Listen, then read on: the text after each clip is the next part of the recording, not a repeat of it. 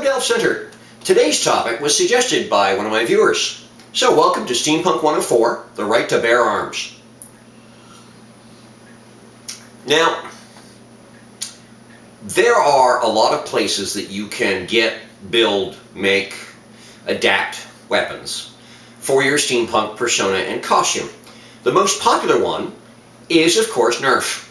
Nerf makes a broad range of interesting weapons, many of which, all of which are fairly safe for use, so you can leave them operational. And many of which are have a bit of a steampunk look and flair to them already, so modifying them is very easy. The Maverick, one of the most modified weapons. It's almost cliche among certain steampunk groups carrying a Maverick. I've got a pair. I get to steampunk them because we'll get to that in a moment because I have a slightly different look on weapons. Did you know, as a little aside, there's a thing called Nerf Punk? Rather than steampunking up their weapons by painting them in brass and iron and wood colors and adding dials and gadgets, they leave the Nerf weapons in their brilliant yellows and oranges and then make steampunk costumes in fabric that is brilliant yellow and orange, so that rather than making the weapons match their outfit, they make their weapons match, or make their outfits match the weapons. I've seen some pictures. Awesome stuff. Incredibly hilarious.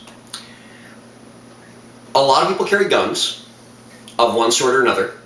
A few people carry blades. And there are other tools as well that one can carry that could potentially be, never underestimate the deadliness of a good entrenching tool. The first thing you have to look at, if you're going to carry, is the local laws and the potential for misinterpretation.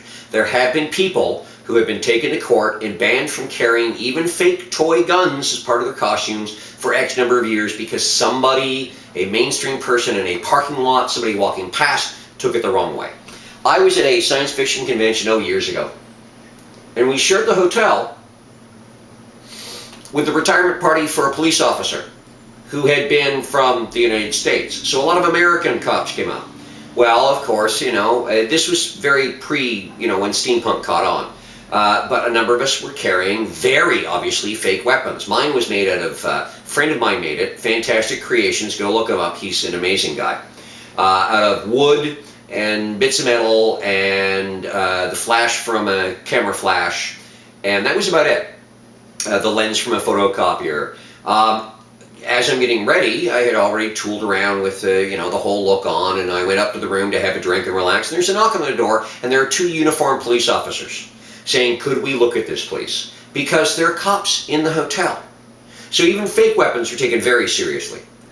And they looked at it, and one of them said, where do the bullets go? And I said, it's a solid wood and metal construction. There is no place to put bullets. Oh, I suppose you could glue them to the outside, but that'd be useless. And everything was passed and okay, but they got to check.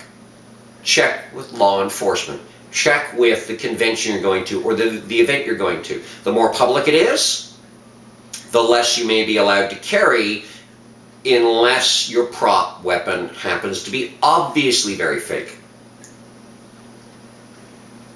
The more realistic it looks, even a vintage look, the more seriously people are going to take it, and the more mistakes can be made. A lot of events, a lot of conventions put up a weapons policy. Unfortunately, I've had events where I have had to say, leave your weapons at home, please. This is not a place for them. This is a picnic. This is an afternoon outing. This is a photo shoot. We don't need guns all over the place. There's also size and wieldiness. I have seen quite a number of women carrying little derringers and little things that tuck away and fit into clutches and stuff like this, but for the most part, bigger seems to be better. It's all about the size. Guys, what's up with that, really? The bigger the gun, and I've seen some very unwieldy brutes that are being carried around as part of a cosplay, as part of a costume.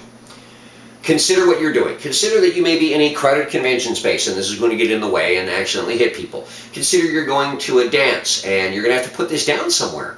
What are you going to do with it when you're doing various things? Think about your day or your evening, not just, oh, it looks good, we'll get some pictures with it, but how are you going to sit? How are you going to walk? How are you going to move through crowds? How are you going to dance? What are you going to do with it when you're eating and your hands are full? Etc. Have you got friends that can hold it for you? Have they got their own stuff that they're going to have to hold? Have you got a place to put it and keep it? Especially if you park a far distance, you don't want to keep having to run out to the car to get it and put it back. Same with hotel rooms. Brandishing and posing. We haven't started to suffer from an issue that I've seen in the SCA where, can I see your blade? And they pull it out in a very booming voice that reaches 200 yards away. They bellow, "Clear!" If I'm 200 yards away, you can't even accidentally hit me with your sword. I don't need to know. If I am moving into a place where there is bared steel, it is not just your responsibility, it's also my responsibility and the responsibility of others to ensure that I do not turn a corner and go, "Ah, darn it, that hurt." A simple conversational level, watch yourself. Clear is a fantastic word to use. Generally, blades are either not allowed, or I would recommend piece bonding the heck out of those things. So you can't draw them. Even though everyone wants to see the pretty blade, you can't draw them. For pictures, make it a piece bond that does take a moment that you can remove, so that for photos in a safe area, you can take a pose. It's much like the anime swords. Huge, honking, unrealistic things. I have been clocked in the head a couple of times by people with them on the shoulder turning a corner. Or turning around to talk to their friends. Be aware of what you've got and how you're using it. In steampunk, there seems to be this adoration of weapons. This almost fanatical love. I wear uniforms a lot. In the 5 or 6 years of my wearing uniforms as part of my steampunk look, I have worn a sword on my hip once, a ceremonial blade. And I have been asked multiple times, "Where's your gun?" Now, if I could find a Webley kind of thing, or I might think about it now and again. It doesn't fit with all of my uniforms. Also, I don't need a gun. If this were a steampunk society and violence suddenly broke out across the way, I can take 2 steps to the right and grab a spare weapon off the person that's standing there. Because everybody brings dozens of them. Far too many pictures I've seen are 20 or 30 people, and okay, draw them and show them, and everybody's lifting up a gun. A sidearm, a handgun, a long arm, a honking huge BFG, a something. The most delicately dressed, wonderful outfits, and they come with a big honking gun made of brass and steel. Also consider this. Gunpowder was invented a long time before steam, actually, and then it got into being used for weapons. What advantages does a steam weapon have over a gunpowder weapon? Why are we constantly inventing steam weapons when gunpowder works just fine? There are vintage guns that use gunpowder. Why do you need something? Steam for a weapon is arguable. There are certain instances where it could work really well, and other cases where it's just awkward. You're going to get burns. Same thing with Professor Andricus's J. Higglesbert amazing flashpoint-inducing wave weapon. I have seen a lot of these retro-futuristic beam weapons and laser guns and etc., etc.